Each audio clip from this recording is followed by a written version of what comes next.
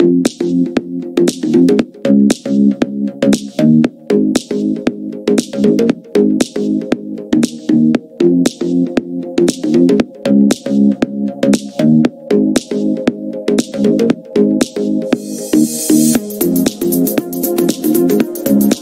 día de hoy vamos a tocar los contenidos temáticos antecedentes, índices periodontales y las conclusiones de la clase del día de hoy. Dentro de los antecedentes vamos a mencionar que los índices periodontales se crearon con el fin de determinar el estado de salud periodontal de las piezas dentarias.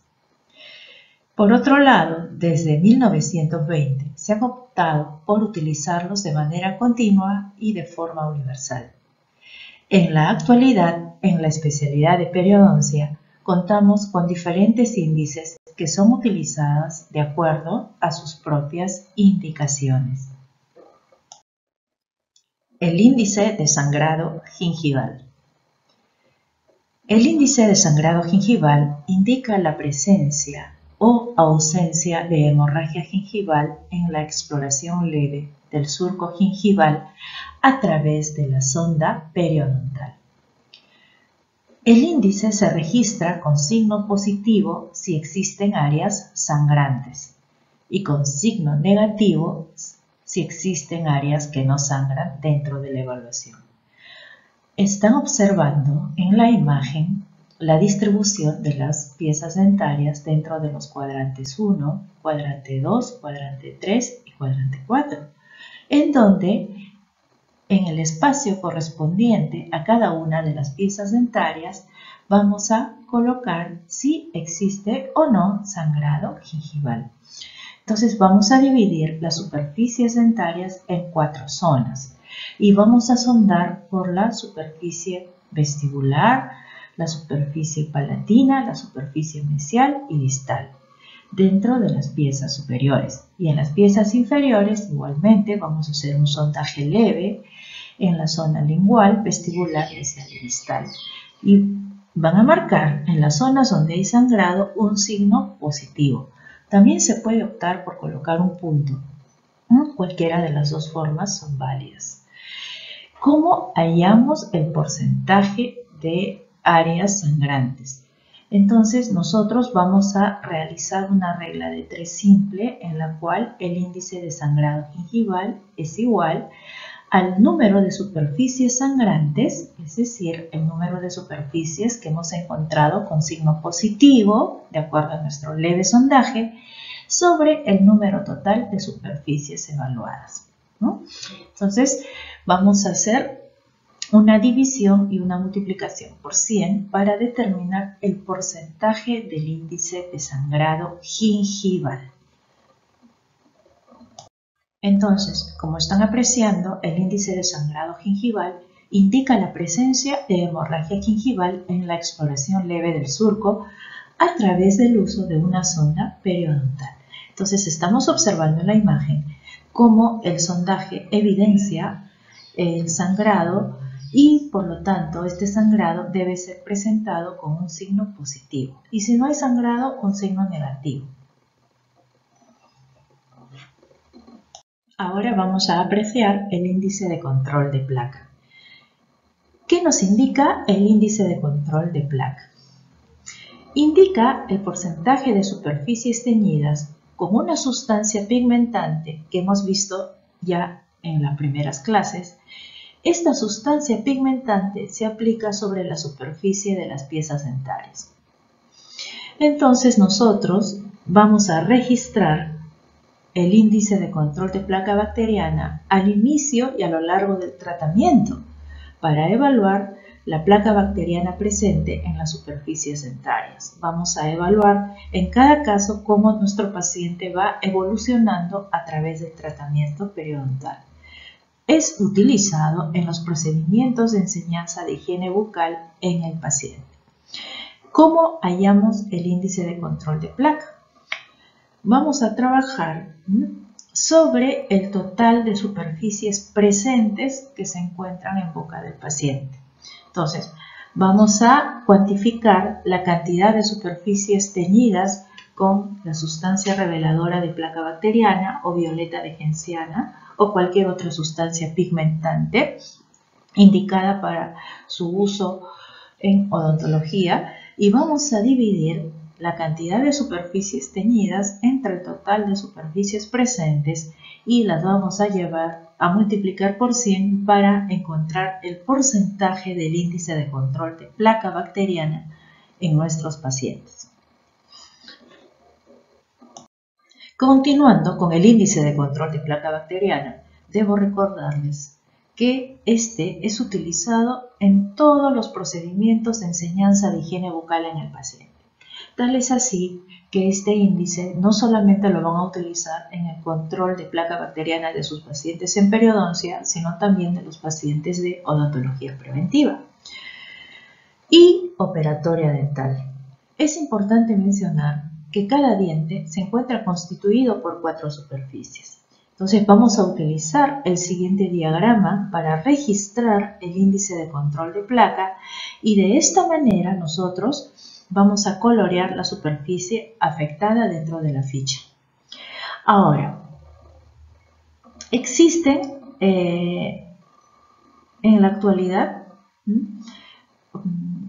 fichas clínicas en las cuales nosotros podemos registrar los valores de índice de control de placa bacteriana y recordar que vamos a considerar en cada pieza dentaria 4 superficies, ¿no? Y vamos a teñir la superficie que está pigmentada y la vamos a pasar pues en este diagrama y vamos a calcular cuál es el índice de control de placa en el paciente dividiendo todas las zonas pigmentadas entre el número total de superficies evaluadas. Y nosotros tenemos una leyenda o una interpretación a los resultados que podamos encontrar. Cuando nosotros encontremos, por ejemplo, que fruto de esa división y elevada a un porcentaje, podemos decir que el paciente tiene una muy buena higiene si tiene menos del 10% de superficies pigmentadas, tiene buen índice de control de placa si tiene un porcentaje entre el 11 y el 25%, es regular cuando tiene un porcentaje de 26 a 35% y tiene un mal índice de control de placa si tiene mayor al 36%. Otro índice que vamos a estudiar el día de hoy es el índice de retención. El índice de retención indica el grado de retención de las superficies dentarias adyacentes al margen gingival como espacios que favorecen el acúmulo de placa bacteriana en el surco gingival. Se deben evaluar todas las piezas presentes. ¿Y cuándo nosotros hablamos de índices de retención? Los índices de retención nosotros los expresamos por grados.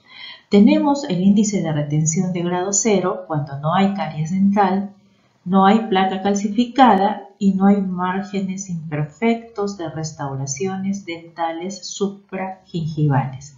Entonces el índice de retención está en relación a los elementos como por ejemplo los márgenes de restauraciones dentales que no están bien preparados, a la presencia de placa calcificada, a la presencia de caries, que pueden influir directamente en el estado de salud de los tejidos gingivales y periodontales. El índice de retención de grado 1. Es grado 1 cuando hay caries supragingival, cuando la evaluación ustedes encuentran caries sobre el borde gingival, cuando existe placa calcificada supragingival y cuando hay márgenes imperfectos de restauraciones dentales supragingivales. Entonces, en el grado 1 estamos hablando de inconvenientes, caries, placa, márgenes imperfectos a nivel supragingival. El grado 2 del índice de retención está referido a la presencia de caries subgingival, placa calcificada subgingival y márgenes imperfectos de restauraciones dentales subgingivales. Entonces estamos observando nosotros que el índice de retención grado 2 está referido a la presencia de caries, placa y márgenes de nivel subgingival. Grado 2. El índice de retención en grado 3, ya nosotros vamos a tomar una mixtura del grado 1 y el grado 2. ¿Y qué vamos a evidenciar cuando es grado 3? Caries amplia, supra y subgingival, abundante placa calcificada supra o subgingival y adaptación marginal insuficiente de restauraciones dentales supragingivales, subgingival o ambas, ¿no? Entonces el índice de retención de grado 3 es o presenta un nivel más alto en comparación a los grados 1 y 2. Y aquí podemos apreciar una mixtura, ¿no?, de cálculos supra y subgingivales, ¿no? En este caso estamos tratando un índice de retención de grado 3. Cuando usted vea un paciente que presente estas características, inmediatamente usted coloca en la ficha clínica que el paciente tiene un índice de retención de grado 3.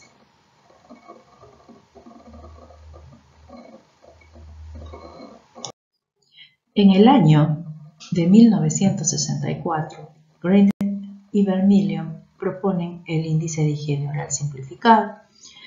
Y este índice indica cuantitativamente los depósitos blandos y los depósitos duros de las superficies dentarias. ¿Y cómo se obtiene este índice, ¿no? Hay una técnica para poder identificar el índice de higiene oral simplificado, o bien llamado IOS, en nuestros pacientes. 1. Evalúe las superficies vestibulares de las piezas dentarias siguientes: la 1.6, 1.1, 2.6, 3.1. Y las superficies linguales, solo linguales, de la pieza 3.6 y 4.6. Entonces vamos a analizar estas piezas dentarias. 2. Solo se consideran piezas que han alcanzado el plano de oclusión. Si usted evidencia en el examen del paciente que la pieza dentaria no está completamente erupcionada, no la va a considerar en el estudio. 3. En caso de ausencia de piezas dentarias, destrucción coronaria de la pieza dentaria o erupción parcial de las piezas 1.6, 2.6, 3.6 o 4.6, que son las molares permanentes, utilice las piezas adyacentes de referencia. Entonces, cuando usted visualice que no hay pieza dentaria o tenga una condición similar a esta, utilice la pieza adjunta, la adyacente. Y de no existir ninguna de estas piezas dentarias, como las molares permanentes o sus piezas adyacentes, usted va a colocar una raya en la ficha de examen. 4. El índice de higiene oral simplificado se compone de lo siguiente: índice de placa blanda e índice de placa calcificada. Tiene dos componentes. El valor del índice de higiene oral simplificada se obtiene sumando los valores obtenidos del índice de placa blanda más el índice de placa calcificada. Y ahora lo vamos a apreciar. Ahora, dentro de sus componentes, vamos a ver el índice de placa blanda. 1. Teñir las superficies dentarias con una sustancia reveladora, que puede ser pastilla o puede ser el líquido revelador de placa bacteriana. Ayudamos al paciente entonces a colocar la pastilla reveladora en boca, o colocamos la violeta de genciana en boca del paciente, en las superficies dentarias, y vamos a registrar, como paso 2, el valor de cada superficie, según los criterios siguientes. Y vamos a ver la gráfica. El índice de placa blanda tiene 3 valores, del 0, 1, 2 y 3, como están viendo en la imagen. El grado 0 significa ausencia de placa en la superficie dentaria. ¿Qué quiere decir esto? Que a la hora de aplicar la pastilla reveladora, el paciente, la pieza dentaria no ha teñido la superficie con el producto, dejando entonces una superficie limpia. ¿Okay? Eso es grado 0. ¿Cuándo es grado 1? Grado 1 es cuando la placa bacteriana está adosada a nivel cervical y está tiñendo la pieza dentaria y se evidencia la superficie de 1/3 cervical teñido. Y esto es grado 1 del índice de placa blanda. El grado 2, vean la imagen 2. Presencia de placa bacteriana teñida que cubre 2/3 de la superficie dentaria. ¿No? Vean ustedes que se ha pigmentado 2/3 aproximadamente de la superficie dentaria, inclusive puede llegar esta coloración al 1/3 medio. ¿Y cuando hablamos de grado 3? Grado 3 es cuando toda la superficie en su mayoría ha sido teñida, es decir, los 3/3 de la superficie de las coronas dentarias han sido teñidas. Entonces tenemos grado 0, grado 1, grado 2 y grado 3. Y eso lo van a evidenciar en cada pieza dentaria de sus pacientes. ¿Cómo se encuentra entonces el índice de placa blanda? Y luego, ¿qué paso sigue? En el paso número 3 voy a obtener el índice de placa promediando la suma de los valores de cada superficie observada entre las superficies evaluadas. Entonces, nosotros consideremos de que en cada pieza dentaria estamos evaluando 3/3 de la corona dentaria, 3 partes. Entonces, si yo estoy observando, he evaluado acá 3 por 4, 12. De estas 12 superficies, 3 de aquí, 3 de aquí, 3 de aquí, 3 de aquí. Yo he evidenciado que existe aquí 1/3, 1 más 2 más 3, 3 más 2, 5 más 1, 6. Entonces voy a dividir las superficies halladas pigmentadas. En este caso, 6 entre 12 es igual a 0,5. ¿Correcto? Entonces vamos hallando el índice de placa blanda en los pacientes. Esto les estoy diciendo en base a 4 piezas dentarias, pero los pacientes pueden tener 20, 25, 28 piezas dentarias, ¿no? 30 piezas dentarias. Si ustedes, de acuerdo al número total de piezas dentarias, van a encontrar el índice de placa en cada paciente. Ahora vamos a evaluar cómo se trabaja con el índice de placa calcificada o llamado cálculo dental. Primero, tenemos que trabajar con una sonda periodontal. Entonces, colocamos la punta de la sonda periodontal perpendicular a la superficie dentaria para no dañar el ligamento periodontal. Siempre tenemos que trabajar en este sentido perpendicular a la pieza dentaria y recorrer en sentido longitudinal a la pieza dentaria para evidenciar cómo se encuentra y qué cálculos se encuentran, si estos se encuentran supragingivales o subgingivales. 2. Registre el valor de la presencia de placa calcificada o de cálculo según los criterios siguientes. Y vamos nuevamente a la imagen del lado derecho. Grado 0. Si usted coloca la sonda periodontal y empieza a sondar toda la superficie del surco gingival y no hay cálculo dental, le da un valor de 0, que es ausencia de cálculo. ¿Cuándo es grado 1?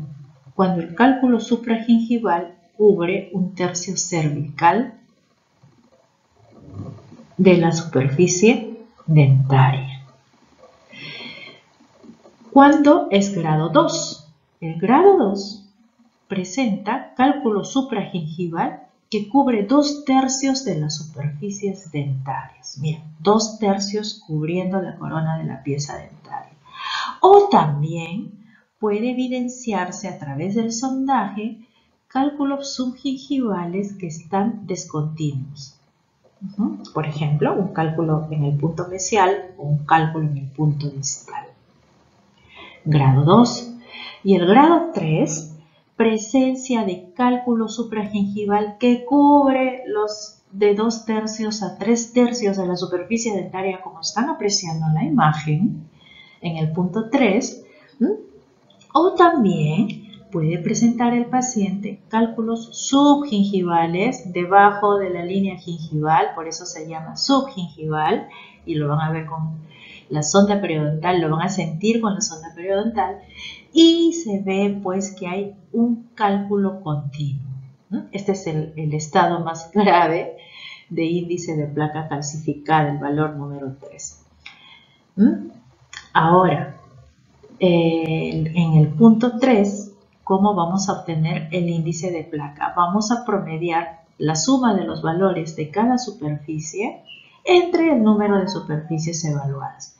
Es decir, vamos a proceder entonces a calcular en este caso cuál es el índice de placa calcificada para nuestro paciente. Entonces, ahora vamos a aplicar el índice oral simplificado y vamos a sumar los promedios de los dos índices anteriores que hemos presentado. El índice de placa y el índice de placa calcificada. Una es de placa blanda y el otro de placa calcificada. 2. Vamos a realizar la interpretación del valor obtenido teniendo en cuenta los siguientes valores. Y aquí, al otro lado, en el lado izquierdo, vamos a ver los valores clínicos de significancia del índice de oral simplificado y vamos a darle una calificación cualitativa al índice de higiene oral simplificado. Y nosotros, por ejemplo, podemos mencionar que si el paciente obtiene un valor después de haber hecho la división entre las superficies afectadas y el número total de piezas dentarias en cada caso del índice de placa blanda y el índice de placa calcificada, podemos obtener de 0.0 a 1.2 de valor clínico. Me significa que es una calificación buena de índice de higiene oral simplificado. Si el valor clínico es de 1.3 a 3.0, la calificación del índice de higiene oral simplificado es regular. Y si tenemos un valor clínico de 3.1 a 6.0, la calificación del índice de oral simplificado es mala.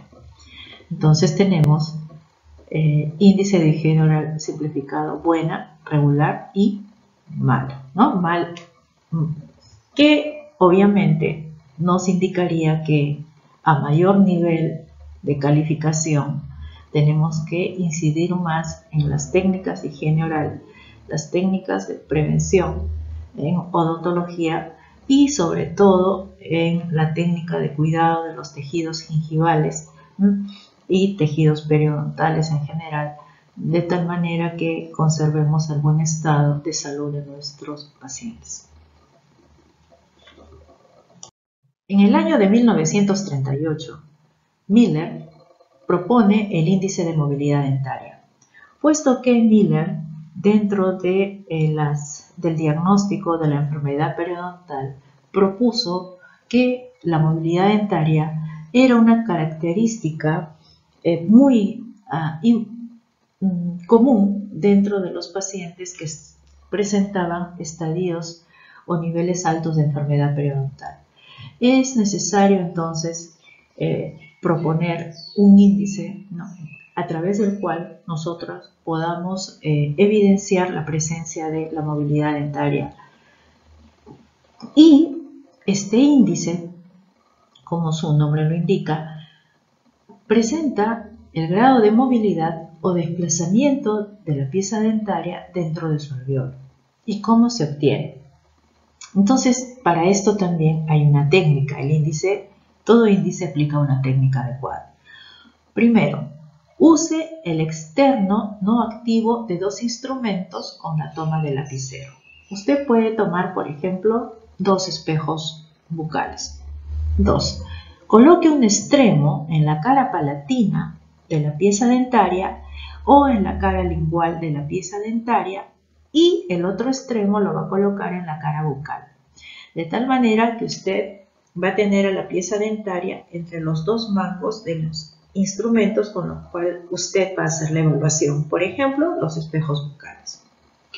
3. Observe como punto de referencia el borde incisal de la pieza dentaria, si es una pieza anterior, o la cara oclusal de la pieza, si es una pieza dentaria posterior. Aplique una fuerza lateral suavemente en sentido bucolingual o bucopalatino y mida el espacio de desplazamiento que puede haberse presentado. 4. Aplicar este procedimiento en cada una de las piezas dentarias de acuerdo a los siguientes criterios. Ahora vamos a evaluar cuáles son esos criterios en la siguiente diapositiva. Tenemos entonces, es grado 0, cuando la pieza dentaria tiene una movilidad fisiológica entre 0,1 y 0,2 milímetros en dirección horizontal. Esto es normal, esto es fisiológico, no es patológico. Grado 0, porque las piezas dentarias tienen movilidad muy poca. ¿Por qué? Porque la pieza dentaria está en el alvéolo a través del ligamento periodontal. Por eso se considera una ligera movilidad de 0,1 a 0,2 milímetros, es lo normal. En sentido horizontal. ¿Y cuándo es grado 1? Cuando la movilidad está incrementada en la corona de la pieza dentaria hasta 1 milímetro en dirección horizontal. 1 milímetro de movilidad en la evaluación. Cuando trabajamos aplicando el mango de los espejos a nivel bucolingual, ¿okay? O bucopalatino, dependiendo dónde esté ubicada la pieza dentaria. Grado 2. Movilidad incrementada de la corona del diente que excede 1 milímetro en dirección horizontal. Grado 2, más de 1 milímetro. ¿Y cuándo es grado 3 de movilidad dentaria, según Miller, que propuso el índice en el año de 1938 y es utilizado hasta el día de hoy? El grado 3 indica una movilidad severa de la corona del diente en dirección horizontal y vertical. Entonces estamos tratando de si una pieza dentaria presenta grado 3, ya podemos evidenciar pues, que hay una movilidad conjunta en sentido horizontal y vertical, lo cual evidencia un alto estadio de la enfermedad periodontal. En el año de 1975, Haft y colaboradores proponen el índice de Furka. Este índice indica la destrucción del ligamento periodontal y o hueso de la furcación en sentido horizontal de las piezas dentarias multirradiculares. Entonces, el índice de Furka lo vamos a evaluar en las piezas dentarias multirradiculares. Cuando estamos hablando multirradiculares, de 2 raíces a más. Vamos a utilizar la sonda de Naber de preferencia y las áreas a evaluar son las siguientes. 1. La zona vestibular media de las molares superiores e inferiores. 2. La zona lingual media de molares inferiores. Y 3. La zona proximal, mesial y distal de las molares superiores. ¿Y cómo Hunt en 1975 propone registrar el índice de Furka? Entonces nosotros vamos a colocar, y registrar el valor en cada pieza dentaria en la ficha clínica. Y vamos a colocar clase 1, si es clase 2 o si es clase 3. Vamos a identificar cuál de ellas es, Cuando nosotros observemos al clase 1, tenemos que tomar en cuenta que vamos a visualizar el acceso a la furcación menor de 3 milímetros. Es clase 2 cuando a través de la sonda vamos a ingresar parcialmente a la furcación de 3 milímetros a más. Pero la sonda no se introduce totalmente de la zona lingual a la zona vestibular o la zona palatina a la zona vestibular. Y es clase 3 cuando hay un pasaje de la sonda periodontal de una zona lingual o la zona vestibular a la zona contraria. Entonces, la clase 3 es el nivel más alto del índice de Furka. Y aquí nosotros estamos evidenciando, por ejemplo, en la clase 1, ¿no?, cómo la sonda no accede a la superficie radicular, y en la clase 2, en la imagen, la sonda está accediendo a la superficie radicular. Vean ustedes cómo puede ingresar lateralmente dentro de la zona de la Furka, en las molares. Y es grado 3 o clase 3 cuando ya está pasando al otro extremo de la pieza dentaria. Entonces tenemos clase 1, clase 2 y clase 3 en índice de Furka. También Turnow y Fletcher en 1984 proponen un índice de furcación que indica la destrucción del ligamento periodontal y o hueso de la furcación en sentido vertical de las piezas dentarias multirradiculares. Recomiendan Turnow y Fletcher utilizar la sonda recta, que es la sonda de la Organización Mundial de la Salud, y ellos indican que deberíamos utilizar la evaluación de las siguientes zonas de trabajo. Primero, la zona vestibular media de las molares superiores e inferiores, y 2, la zona lingual media de las molares inferiores. ¿Y qué nos propone Turnow y Fletcher en 1984? El índice de furcación debe registrarse el valor de cada pieza dentaria, y nosotros tenemos 3 valores. La subclase A, como ustedes están viendo en la imagen de la izquierda, la subclase B al medio y la subclase C en la imagen de la derecha.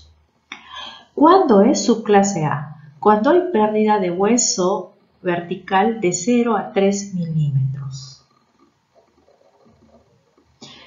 ¿Cuándo es subclase B? Cuando se pierde hueso de 4 a 6 milímetros. Y estamos hablando en sentido apical, ¿no? ¿Ven el punto rojo aquí? En la subclase B, ya, ahí hemos perdido más hueso vertical de 4 a 6 milímetros. Y cuando hablamos de subclase C, cuando hay pérdida de hueso vertical de 7 milímetros a más, como están viendo en la imagen, ¿no? El punto rojo. Aquí se ha perdido hueso en esta zona de la Furka, entonces tenemos a una pieza dentaria posterior expuesta al ataque de los microorganismos y obviamente a la pérdida del ligamento periodontal, y la pieza dentaria pierde inserción dentro del alveolo, ¿no? Lo cual es malo. Hemos estudiado en este capítulo los índices que utilizamos en el diagnóstico de periodoncia. Los índices periodontales, entonces, como conclusiones, nos van a medir la condición de salud periodontal de las piezas dentarias. Cada índice periodontal tiene su aplicación técnica y su propia indicación. Los índices periodontales nos permiten controlar la progresión de la enfermedad periodontal.